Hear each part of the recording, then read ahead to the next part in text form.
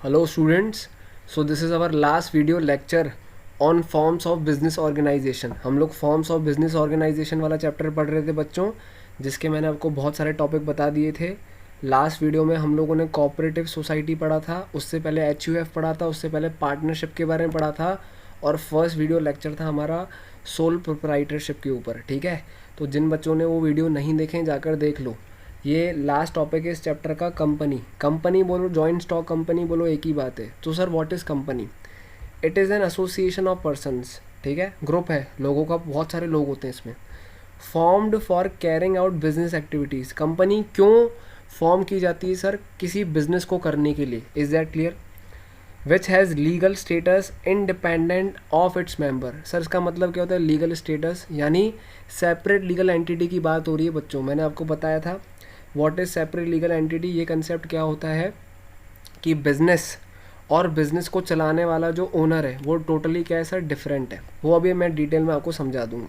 Legal status यानी company जो होती है, कानून की नज़र में कंपनी का कुछ ना कुछ स्टेटस होता है. Is that clear? अब मेरी बात सुनो, और एक और चीज़ याद रखना, केस कंपनी के ऊपर हो सकता है. मेंबर्स ने भले गलती करी, लेकिन जो केस रजिस्टर्ड होगा वो किसके ऊपर होगा सर? कंपनी के ऊपर, क्योंकि कंपनी का लीगल स्टेटस है. ठीक है, अभी डिटेल में समझा दूंगा.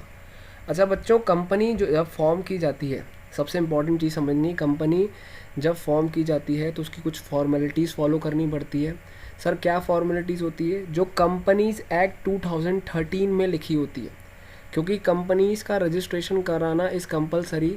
तो कंपनीज़ एक्ट 2013 के अकॉर्डिंग सारे रूल्स एंड रेगुलेशन क्या करने पड़ते हैं, फॉलो करने पड़ते हैं बच्चों. That's it. ठीक है. अच्छा, जो भी कंपनी में कैपिटल लगता है, कैपिटल का मतलब होता है सर पैसा, उसको छोटे छोटे पार्ट्स में डिवाइड किया जाता है. Capital of the company is divided into smaller parts. उसको हम लोग बोलते हैं शेयर्स. आप लोगों ने कई बार पढ़ा होगा शेयर्स. सर ये शेयर्स क्या होते हैं? जो कंपनी का पैसा होता है ना बच्चों, उसको छोटे छोटे पार्ट्स में डिवाइड किया जाता है, उसी को हम लोग क्या बोलते हैं? शेयर्स बोलते हैं. ठीक है, अभी सिर्फ इतना समझो. अब हम लोग आते हैं इसके फीचर्स पे. सर किसके? कंपनी के. पहला आर्टिफिशियल पर्सन. बेटा ये क्या होता है सर? देखो जैसे आप वीडियो देख रहे हो, आप कौन हो? आर्टिफिशियल हो? नहीं सर, आप रियल हो. मैं वीडियो बना रहा हूँ, मैं कौन हूँ? मैं हूँ real person, natural person. Sir ये आर्टिफिशियल मतलब, आर्टिफिशियल पर्सन यानी जिसकी कोई बॉडी नहीं है, जिसका कोई सोल नहीं है, जो सांस नहीं ले सकता, जो खा नहीं सकता, जो चल नहीं सकता. सर ऐसे कौन होता है? बेटा ऐसी कंपनी होती है. So company is a artificial person. समझ में आ रही बात? ये नई नई चीज़ें ध्यान से समझना. Company is a artificial person, no body no soul, that is it can not breathe, eat, run और टॉक. ठीक है, लाइक अ नेचुरल पर्सन. लेकिन कंपनी के नाम से प्रॉपर्टी को खरीदा जा सकता है, कंपनी के नाम से प्रॉपर्टी को सेल किया जा सकता है, डेब्ट्स कर्जा लिया जा सकता है और उधार दिया जा सकता है. कंपनी के नाम से कॉन्ट्रैक्ट एंटर किया जा सकता है. कॉन्ट्रैक्ट यानी परचेज का, सेल का, कोई भी business contract. Sue and be sued. Sue का मतलब मैंने बताया था केस करना, कंपनी के ऊपर केस हो सकता है और कंपनी भी केस कर सकती है. That's it. तो कंपनी से आर्टिफिशियल पर्सन, खा नहीं सकती लेकिन उसके नाम से कॉन्ट्रैक्ट हो सकते हैं. दूसरा आ गया आपका सेपरेट लीगल एंटिटी. मैंने आपसे वादा किया था, मैं आपको बताऊंगा. देखो होता क्या है, बहुत सिंपल है. अभी तक तो तुम लोग क्लियर हो चुका होगा कि जो ओनर है कंपनी को चलाने वाले, और जो कंपनी यानी बिजनेस, कंपनी का जो बिजनेस है ये डिफरेंट है, सेपरेट है. सेपरेट तभी इसका नाम क्या है? Separate legal entity. बोलोगे सर उससे क्या इफेक्ट पड़ेगा कंपनी को? एक्चुअल में मैं आपको एक बात समझाता हूँ. उसका इफेक्ट यूँ पड़ेगा, कल को मान लो कंपनी के ऊपर डेब्ट आ गया. ढंग से वर्ड सुनो, कंपनी के ऊपर डेब्ट आ गया, बहुत पैसा, मतलब बहुत ज़्यादा कर्जा आ गया. तो कंपनी के ऊपर जो डेब्ट आया ना, कर्जा शेयर होल्डर्स नहीं चुकाएंगे. सर ये कौन होते हैं? शेयर होल्डर्स यानी जिन्होंने कंपनी के शेयर्स को क्या करके रखा है? खरीद के रखा है. Is that clear? बोलोगे वो क्यों नहीं चुकाएंगे? बेटा मैं आपको क्या कंसेप्ट समझा रहा हूँ. सेपरेट लीगल एंटिटी, कंपनी के जो ओनर है और जो कंपनी खुद है वो डिफरेंट है. तो कल को डेब्ट चुकाना है तो शेयर होल्डर्स नहीं चुकाएंगे. शेयर होल्डर्स की तो लायबिलिटी लिमिटेड होती है, वो मैं नीचे समझाऊंगा. तो सारा कर्जा किसको चुकाने का? कंपनी चुकाएगी. उसको बोलते हैं सेपरेट लीगल एंटिटी. बोलोगे सर कंपनी तो आर्टिफिशियल पर्सन है. बेटा लेकिन कंपनी के नाम से जो प्रॉपर्टी खरीद के रखी है वो सारी बेचनी पड़ेगी, ओनर्स यानी शेयर होल्डर्स, ओनर बोलो शेयर होल्डर बोलो एक ही बात है, ओनर्स अपनी पर्सनल प्रॉपर्टी सेल नहीं करेंगे कंपनी के कर्जे को चुकाने के लिए, दैट्स इट, खत्म, सेपरेट लीगल एंटिटी। थर्ड है perpetual succession, not affected by death, insolvency. देखो मेरी बात समझो, कंपनी में इतने सारे लोग होते हैं, किसी एक के डेथ होने से या किसी के एक के इंसॉल्वेंट से कंपनी बंद हो जाएगी क्या? नहीं, जब तक लॉ नहीं बोल देती, जब तक कानून नहीं बोल देता कि कंपनी का बंद होना ज़रूरी है, जब तक वाइंडिंग अप नहीं हो जाता। सर वाइंडिंग अप क्या होता है बेटा? एक प्रोसीजर होता है। वाइंडिंग अप एक प्रोसेस होती है जिसके थ्रू आप कंपनी को एंड कर सकते हो। कंपनी जब पूरी बर्बाद हो जाती है, यहाँ पर जैसे इंसॉल्वेंसी का मतलब होता है बर्बाद। एक इंसान, अगर कंपनी में कोई इंसान है जो काम कर रहा है वो बर्बाद हो जाता है तो कंपनी कभी बंद नहीं होगी। लेकिन अगर सब पूरी कंपनी में सब गए का ख़त्म, मतलब पूरी हालत ख़राब होगी, जब तक कंपनी का वाइंडिंग अप नहीं हो जाता। वाइंडिंग अप का ऑर्डर कब आता है? लॉ देता है जब, और लॉ जब तक नहीं बोलेगा, भले बम फेंक दो तुम लोग, एक काम करो, कंपनी में मीटिंग चल रही है, बम फेंक दो, अब बोलो कि सर कंपनी बंद होगी, ऐसे कैसे बंद होगी? कंपनी का जब तक वाइंडिंग अप, और ये वाइंडिंग अप कौन करवाता है? लॉ करवाती है, दैट्स इट, ठीक है। अब बोलो कि सर वाइंडिंग अप कब होता है? वाइंडिंग अप बच्चों सीधी सी बात है, जब कंपनी बहुत गलत तरीके से चलती है, बहुत मुश्किल से वाइंडिंग अप होती है, ठीक है। फोर्थ वाला है सर फॉर्मेशन। रजिस्ट्रेशन आपका कंपलसरी कंपनी का, टाइम कंज्यूमिंग है और एक्सपेंसिव होता है, ये सिंपल पॉइंट है, इसमें ज़्यादा दिमाग लगाना ही नहीं है, ठीक है। अब आती है इंपॉर्टेंट चीज़, आपके लिए नई चीज़ है, कंट्रोल किसके पास होता है? ओनर्स के पास। ओनर्स को क्या बोलते हैं? Share holders. सर मैनेजमेंट कौन करता है बेटा? Board of directors. Board of directors day to day functioning में अपना हाथ बटाते हैं। शेयर होल्डर्स तो ओनर्स हो गए, जैसे मालिक होता है ना एक दुकान का, वो बैठा रहता है, सारा काम नौकर करते हैं। डायरेक्टर्स नौकर नहीं है, लेकिन उनकी पोस्ट अच्छी है। बोर्ड ऑफ डायरेक्टर जो होते हैं वो डे टू डे सारा काम संभालते हैं। Is that clear?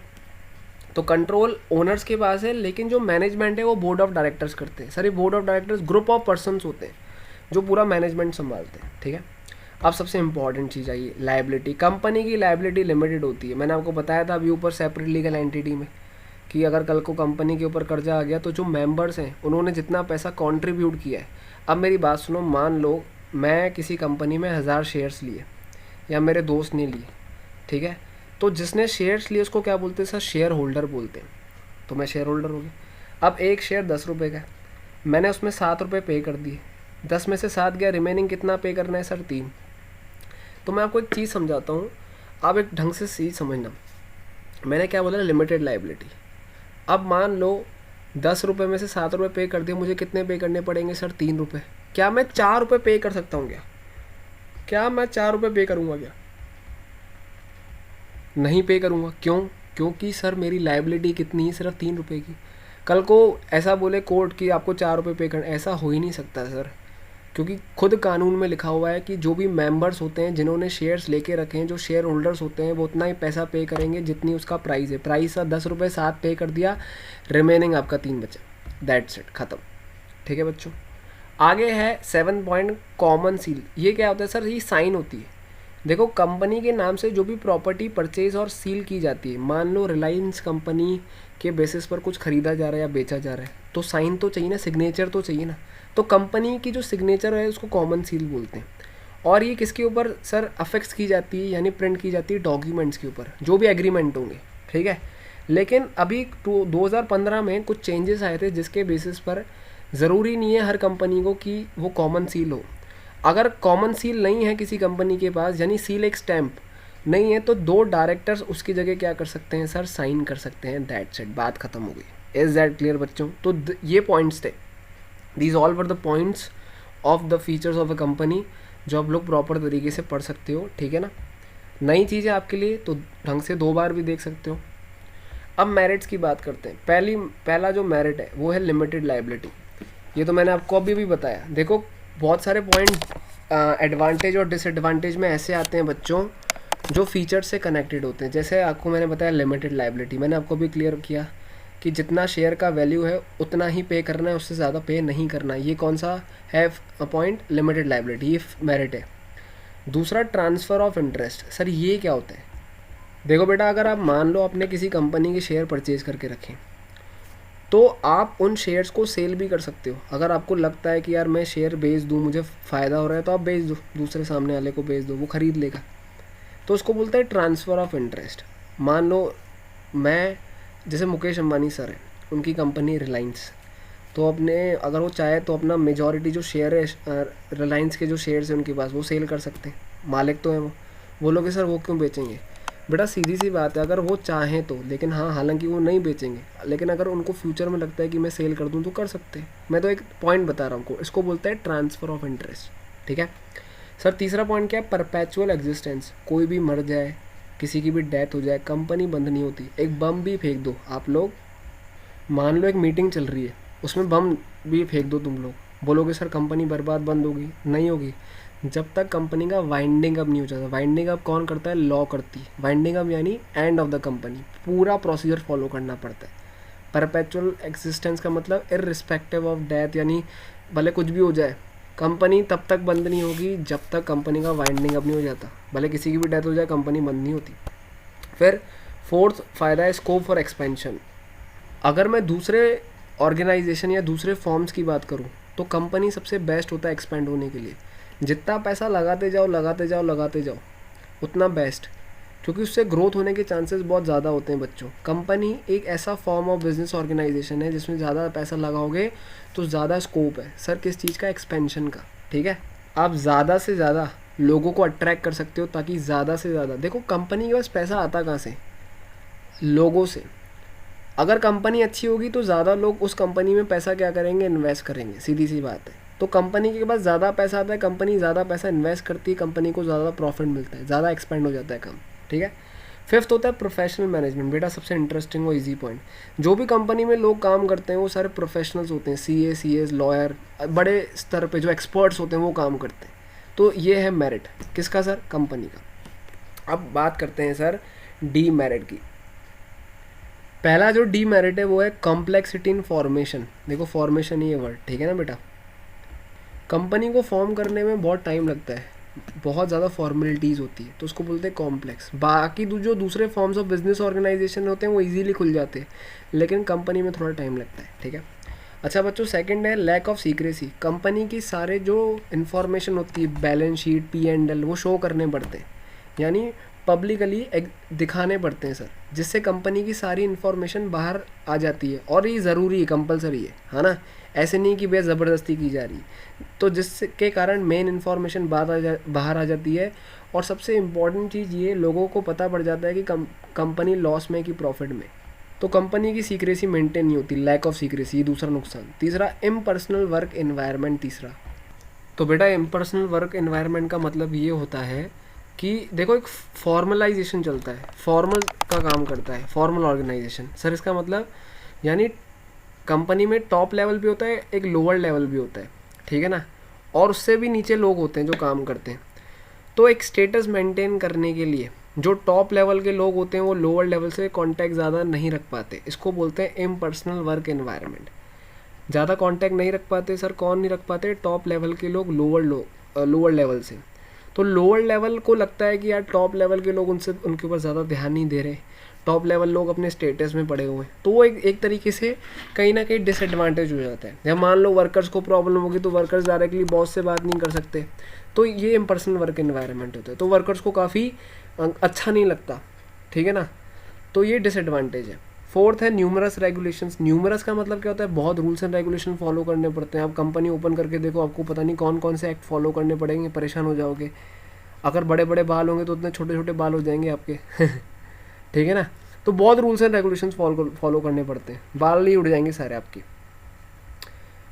उसके बाद होता है सर कंपनीज में मीटिंग बहुत होती है यार, ये वाली मीटिंग रखो, वो वाली मीटिंग रखो, फिर ROC को दो। सर ये ROC कौन होता है? रजिस्टर ऑफ कंपनी, जहाँ पर कंपनी का रजिस्ट्रेशन होता है, उसको ये सेंड करो, उसको ये बहुत मतलब परेशानी हो जाती है, तो मीटिंग्स में डिसीजन लो, काफ़ी डिले हो जाता है, ठीक है सर। 6 पॉइंट क्या है फिर? 6 वाला है ओलिगार्किक, है ना, ओलिगार्चिक भी बोलते हैं, लेकिन ओलिगार्किक मैनेजमेंट। सर ये क्या होता है? बेटा इसका मतलब होता है, तो मैंने आपको समझाया था, जैसे डायरेक्टर्स यानी बोर्ड ऑफ डायरेक्टर्स पूरा मैनेजमेंट करते हैं, तो शेयर होल्डर्स तो मीटिंग में आते ही नहीं। शेयर होल्डर्स कौन होते हैं? जिन्होंने शेयर्स खरीद के रखे। अब डायरेक्टर्स अपनी पावर का मिसयूज़ करते हैं, जिसके कारण शेयर होल्डर्स को नुकसान हो जाता है, तो मजबूरी में शेयर होल्डर्स कंपनी के शेयर्स को क्या कर देते हैं? सेल कर देते हैं। ओलिगार्चिक का मैनेजमेंट का मतलब होता है management by few, rule by few. तो फ्यू का मतलब यहाँ डायरेक्टर्स रूल करते हैं, डायरेक्टर्स अपनी पावर का मिसयूज़ करते हैं जिसके कारण शेयर होल्डर्स को नुकसान हो जाता है, ठीक है। तो ये गलत मैनेजमेंट होता है। लास्ट है बेटा, इतने सारे लोग होते हैं कंपनी में, सबके अपने अपने ओपिनियन होते हैं, इतना बड़ा ग्रुप होता है, ठीक है बच्चों। तो लड़ाई झगड़े होने के तो सर चांसेस पूरे होते हैं, पूरे चांसेस होते हैं। कॉन्फ्लिक्ट क्या हो जाता है सर? कॉन्फ्लिक्ट, लड़ाई झगड़े। Is that clear? I hope आपको पूरा समझ में आ गया, ठीक है। अब मैं आपको लास्ट टॉपिक बताने वाला हूँ इस वाले कंसेप्ट का, कंपनीज़ का। 3 तरह की कंपनीज़ होती है, टाइप्स ऑफ कंपनीज़ में 3 तरह की। सबसे पहले होती है प्राइवेट कंपनी। सर कौन सी कंपनी? Private company. ये ऐसी कंपनी होती है जिसके बेसिस पर ये कंपनी सबको शेयर्स नहीं बेच सकती। Restrict the right of its member to transfer shares, यानी अगर आप किसी प्राइवेट कंपनी के मेंबर हो, यानी अपने शेयर्स खरीद के रखें, तो आप ओपनली ऐसे किसी को फिर शेयर्स बेच नहीं सकते। बोलोगे सर ऐसा क्यों? क्योंकि बेटा प्राइवेट है ना, नाम से समझो ना, प्राइवेट कंपनी। हमारे इंडिया में ऐसी कौन सी कंपनी जो प्राइवेट है? जैसे एग्जांपल है प्राइवेट कंपनी का फ्लिपकार्ट, प्राइवेट कंपनी, उसके शेयर्स नहीं है फ्लिपकार्ट के, ठीक है, तो प्राइवेट कंपनी, दैट्स इट, ठीक है ना। तो मिनिमम प्राइवेट कंपनी में मेंबर्स होते हैं 2 और मैक्सिमम जो मेंबर्स होते हैं प्राइवेट कंपनी में होते हैं 200, उससे ज़्यादा नहीं होने चाहिए। इन मेंबर्स का मतलब ये नहीं एम्प्लॉयज़ को एक्सक्लूड किया है, दैट्स इट। प्राइवेट कंपनी के पीछे प्राइवेट लिमिटेड लिखा होना चाहिए, प्राइवेट लिमिटेड। अगर आपको दिखे फ्लिपकार्ट प्राइवेट लिमिटेड, तो उसका मतलब फ्लिपकार्ट एक प्राइवेट कंपनी है। कोई भी प्राइवेट कंपनी अपने शेयर्स पब्लिक को सेल नहीं कर सकती। बोलोगे सर कर दिया तो वो पब्लिक कंपनी हो जाएगी, दैट्स इट। सर ये क्या लिखा हुआ है? Paid up capital. बच्चों पेड अप कैपिटल का मतलब होता है कि शेयर होल्डर्स ने शेयर्स जो खरीद के रखें, कितने के खरीद के रखें, कितने से स्टार्ट हुई है, वो कंपनी में इन्वेस्टमेंट कितना लगा है, उसको बोलते हैं पेड अप कैपिटल, ठीक है। तो आज से कुछ साल पहले लिमिट थी कि अगर कोई प्राइवेट कंपनी खोल रहा है तो कम से कम 1 लाख की पेड अप कैपिटल होनी चाहिए। सर कितने की? 1 लाख की। Is that clear?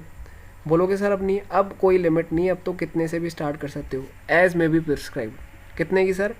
1 lakh, that's it. ये पहले की लिमिट थे, अब नहीं। आपको मैं सारी नॉलेज दे रहा हूँ। प्राइवेट कंपनी के बाद जो कंपनी आती है वो पब्लिक कंपनी होती है। इसमें मिनिमम 7 मेंबर्स होते हैं और मैक्सिमम की कोई लिमिट नहीं है। और नाम क्या है सर? Public company. तो ये पब्लिक को अपने शेयर्स ट्रांसफ़र कर सकती है, दैट्स इट। प्राइवेट कंपनी कैसे पहचानोगे सर? पीछे लिखा होता है प्राइवेट लिमिटेड। और ये सर पब्लिक कंपनी कैसे पहचानोगे? पीछे लिखा होता है लिमिटेड।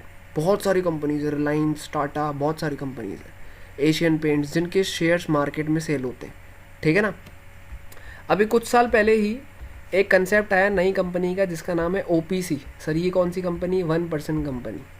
आपको ज़्यादा, अगर आपका ड्रीम है कि मैं भी अपनी कंपनी खोलूँ, लेकिन आप अकेले दुकानदार हो और आप एक जने हो, तो आपका सपना पूरा हो जाएगा। आप अपनी खुद की कंपनी खोल सकते हो जिसका नाम है 1% कंपनी, ठीक है। कंपनीज एक्ट 2013 में आई थी ये कंपनी। इसमें सिर्फ 1% ही क्या कर सकता है? मेंबर बन सकता है, दैट्स इट। इसकी पेड अप कैपिटल तो वैसे बेटा इसकी कोई मिनिमम पेड अप कैपिटल नहीं होती बच्चों, मैक्सिमम 50 लाख तक है ना, 50 लाख तक ही कर सकते हो। अच्छा ये प्राइवेट कंपनी का पार्ट है। किसका पार्ट है sir? Private company. OPC is a part of private company.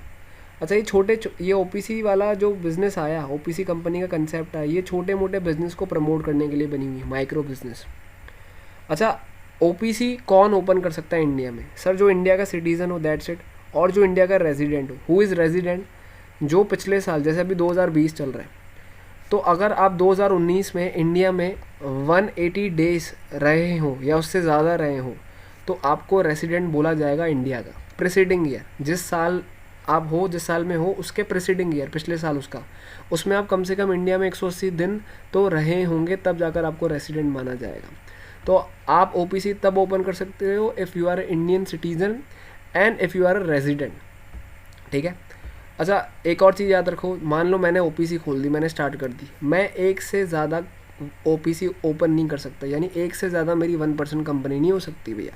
अच्छा जो भी मैं कंपनी खोल रहा हूँ, मैंने अपना कंपनी खोला, मान लो मेरी डेथ हो जाएगी टाइगी टेंशन यार, तो मैं जब मैं अपनी कंपनी स्टार्ट करूँगा तो मुझे एक बंदे को अपॉइंट करना पड़ेगा जिसको बोलेंगे नॉमिनी। सर क्यों? क्योंकि डेथ हो जाने के बाद कोई तो कंपनी को हैंडल करे ना, तो वो नॉमिनी होता है। सर कौन होता है वो? Nominee. In case of death कोई माइनर मेंबर नहीं बन सकता ओपीसी का। माइनर यानी जिसकी एज 18 से नीचे हो, ठीक है बच्चों। अच्छा ये जो ओपीसी होती है यानी 1% कंपनी, ये किसी दूसरी कंपनी में कन्वर्ट नहीं हो सकती, जैसे प्राइवेट कंपनी में कन्वर्ट नहीं हो सकती। बोलोगे होती है क्या? हो सकती है। कई सारे लोग प्राइवेट कंपनी को पब्लिक कंपनी में कन्वर्ट करते थे, कई सारे लोग पब्लिक कंपनी को प्राइवेट में कन्वर्ट कर देते हैं। ओपीसी को कन्वर्ट इतनी जल्दी नहीं कर सकते। ओपीसी किसी दूसरी कंपनी में 2 साल बाद ही कन्वर्ट हो सकती है। जैसे 2020 में आपने ओपीसी स्टार्ट करी तो आप 2022 में ही उसको दूसरी कंपनी में कन्वर्ट कर सकते हो, जब तक 2 साल ये रहा लिखा हुआ एक्सपायर्ड नहीं हो जाते। लेकिन एक और शर्त है, मान लो अगर किसी ओपीसी की लिमिट यानी paid up share capital 50 lakh से ज़्यादा हो जाती है, 50 लाख से क्या हो जाती है सर, ज़्यादा हो जाती है, और उस ओपीसी का एवरेज एनुअल टर्नओवर 2 करोड़ से क्या हो जाता है सर, ज़्यादा हो जाता है, तो 2 करोड़ से ज़्यादा हो जाता है तो ओपीसी को कन्वर्ट कर सकते हैं, भले 2 साल एक्सपायर हुए हों या नहीं हुए। 2 साल से पहले भी ओपीसी किसी दूसरी कंपनी में क्या हो जाएगी सर, कन्वर्ट हो जाएगी।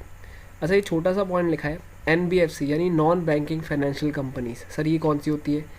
अभी ज़्यादा डिटेल में नहीं जाना है, आप अभी इतना ये समझो कि सर जो फाइनेंस का काम करती है, जो लोन वोन देती है, पैसा उधार देती है, वो कंपनीज, तो एनबीएफसी इसका काम नहीं, ओपीसी एनबीएफसीज वाला काम नहीं कर सकती, यानी फाइनेंस वाला काम नहीं कर सकती। Is that clear?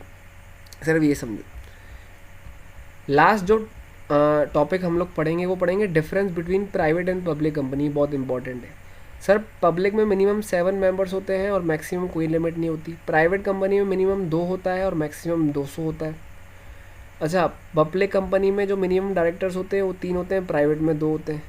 जो पब्लिक कंपनी में इंडेक्स मेंटेन करना होता है कि कितने लोग हैं, कितने मेंबर्स हैं, सब प्राइवेट कंपनी में कंपलसरी नहीं है इंडेक्स को मेंटेन करना। पब्लिक कंपनी में शेयर्स को आप इजीली शेयर्स सेल कर सकते हो, कोई रिस्ट्रिक्शन नहीं है, जबकि प्राइवेट कंपनी में रिस्ट्रिक्शन है। पब्लिक कंपनी में जो पेड अप कैपिटल थी वो 5 लाख थी, लेकिन ये अब हट चुकी है, क्योंकि मैं पहले के हिसाब से बता रहा हूँ। अब आपकी एनसीईआरटी में अभी भी दे रखा है, नहीं दे रखा हो तो बहुत अच्छी बात है, ऐसे लिखा होगा एज में भी प्रिस्क्राइब, फिर भी मैं आपको बता रहा हूँ। जबकि प्राइवेट कंपनी में जो पेड अप कैपिटल होती थी वो थी 1 लाख। 2015 के बाद ये सब हटा दिया, लेकिन फिर भी आपके बुक्स में लिखा हो तो समझा देता हूँ। पब्लिक कंपनी में आप शेयर्स को अगर सेल करना चाहते हो तो आप एडवर्टाइज कर सकते हो, लेकिन प्राइवेट कंपनी में ऐसा कोई प्रोविज़न नहीं है, क्योंकि प्राइवेट कंपनी के शेयर्स आप लोग मार्केट में सेल नहीं कर सकते हो। This ends your chapter. बेटा चैप्टर का फर्स्ट पार्ट एंड हुआ है, 2 पार्ट्स हैं इसके। अब मैं नेक्स्ट बार जब मैं स्टार्ट करूँगा तो मैं सेकंड पार्ट स्टार्ट करूँगा, वो भी कंपनी से जुड़ा हुआ होगा, ठीक है ना। तो प्लीज़ सब्सक्राइब द चैनल। जो बच्चा ये वीडियो देख रहा है प्लीज़ लाइक द वीडियो, बहुत हार्ड वर्क कर रहे हैं और आई होप आपको सब क्लियर हो रहा होगा, ठीक है। तो इसके बाद हम लोग अब जब मैं बिज़नेस के वीडियो लेक्चर लेके आऊँगा तो उसमें मैं कंपनी का सेकंड पार्ट स्टार्ट करूँगा, उसका नाम है फॉर्मेशन ऑफ कंपनी। उसमें हम लोग ये पढ़ेंगे कंपनीज बनती कैसे, क्या स्टेजेस है, ठीक है बच्चों। Thank you.